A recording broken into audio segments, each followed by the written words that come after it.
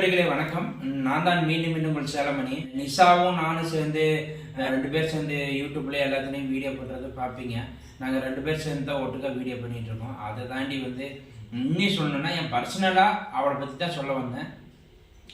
காலில் விழுந்திருப்பேன். அதுக்கப்புறம் அவளுக்காக நான் சென்னையில் எத்தனை இடத்துல காசு இருந்தும் எனக்கு நானே தண்டனை கொடுத்துக்கிட்டு தெருவுலலாம் படுத்திருக்கேன் நிஷாவுக்காக. ஆனால் இன்னைக்கு என்னை தூக்கி எறிஞ்சிட்டா.